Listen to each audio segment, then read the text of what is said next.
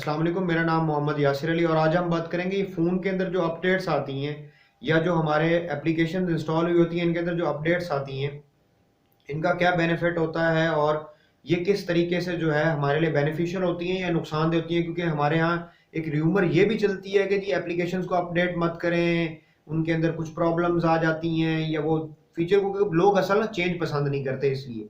हालांकि अपडेट करने से बहुत सारे फायदे होते हैं। जिस तरीके का क्या है कि आपको नए फीचर्स देखने को मिलते हैं, उसके अलावा कोई बग्स या प्रॉब्लम्स आ रहे होते हैं तो वो अपडेट्स के जरिए सॉल्व किए जाते हैं। उसके अलावा आपकी जो ऐप है वो ज्यादा लॉन्ग टर्म के लिए वर्किंग में रहती है एज कम्पेयर टू के वो शॉर्ट टर्म। क्योंकि अगर आप एक टाइम पीरियड से अपनी ऐप को अपडेट नहीं करेंगे तो कुछ टाइम पीरियड के बाद आप उस ऐप को यूज नहीं कर सकेंगे, तो फिर मजबूरन आपको अपडेट करना ही पड़ेगा। तो बेहतर है आप उसको अपडेट पे रखें और मैं तो अपने फोन को ऑटोमेटिक अपडेट पे रखता हूँ। अब देखिए उसमें क्या होता है कि एक अपडेट्स होती हैं जो मोबाइल फोन की सॉफ्टवेयर अपडेट्स होती हैं। वो मोबाइल के अंदर जो आपका एंड्रॉयड चल रहा है या जो उनका सिस्टम चल रहा है जिसको MUI भी कई लोग कहते हैं, मतलब जो उन्होंने अपना एक सिस्टम डिजाइन किया होता है इसके ऊपर एंड्रॉयड सॉफ्टवेयर के ऊपर जो हर फोन कंपनी का डिफरेंट है। तो उसको जो है आप अपडेट करके उसमें नए नए फीचर्स ऐड कर रहे होते हैं, वर्जन नए आ रहे होते हैं। करंटली जो है आई थिंक सो 11 वर्जन जो है वो चल रहा है, 12 पे आई थिंक सो काम चल रहा है और आईफोन जो है उसने आई थिंक तो 13 लॉन्च कर दिया है या लॉन्च करना है। तो उससे ये होता है कि आपको नए नए फीचर्स देखने को मिलते हैं, नई नई पॉसिबिलिटीज और बहुत कुछ ऐसा करने को मौका मिलता है जो शायद पुराने सॉफ्टवेयर वर्जन्स के साथ नहीं होता। दूसरी चीज, जब आपकी एप्स अपडेट होती हैं तो उनके अंदर ऐसे ऐसे फीचर्स आपको देखने को मिल सकते हैं जो आपके लिए बड़े ही मददगार साबित हो सकते हैं, या सॉफ्टवेयर के थ्रू या ऐप की अपडेट के थ्रू जो है काफी सारे जो बग्स आ रहे होते हैं, जो प्रॉब्लम्स आ रहे होते हैं वो रिजॉल्व किए जाते हैं।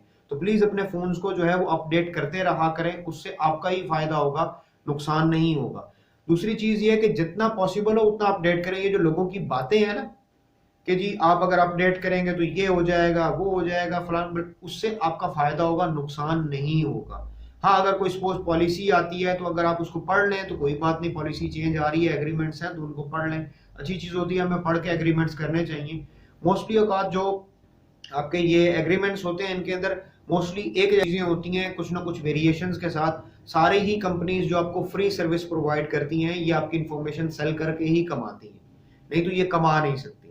तो ये सोचना कि ये हमारी इंफॉर्मेशन बेच दी जाएगी, ये होगा वे होगा, तो भाई वो पहले ही आपकी इंफॉर्मेशन बेचते हैं और एक हद तक सिक्योर भी है। वो आपकी बहुत ज्यादा पर्सनल इंफॉर्मेशन, आपकी चैट्स वगैरह सेल नहीं करते, वो आपका डाटा सेल करते हैं जिससे एडवर्टाइजिंग कंपनीज जो है वो आपको अपना प्रोडक्ट एडवर्टाइज कर सकें, या जिस तरह फेसबुक अपने ऊपर एडवर्टीजमेंट्स लेती है वो एडवर्टीजमेंट्स ले सके। तो ये कुछ चीजें हैं जो वो लोग सेल आउट करते हैं।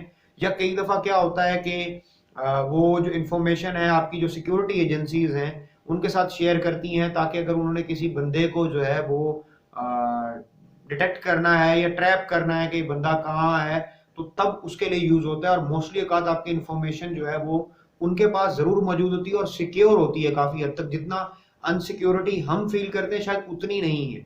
आने वाले टाइम में आप सबकी देखें, जिस तरह पहले जब एंड्रॉयड फोन्स आए इनको एक्सेप्ट नहीं किया गया, बट अब हर बंदे के पास जो है वो एंड्रॉयड फोन आ चुके हैं। तो इसी तरीके से हमारे असल लोग जो है वो चेंज को वेलकम नहीं करते, जल्दी उस पर टाइम लगाते हैं। तो जो भी आने वाली टेक्नोलॉजी है उसके बेनिफिट्स भी हैं और डिसएडवांटेजेस भी हैं। हमने बेनिफिट्स की तरफ देखना है जो कि ज्यादा होते हैं एज कम्पेयर टू डिसएडवांटेजेस, लेकिन हमारा सारा का सारा फोकस डिसएडवांटेजेस की तरफ होता है। तो इंशाल्लाह इस तरीके की मजीद इंफॉर्मेटिव वीडियोस के साथ आपको मिलते रहेंगे। तब तक के लिए अल्लाह हाफिज। Thank you very much for watching this video.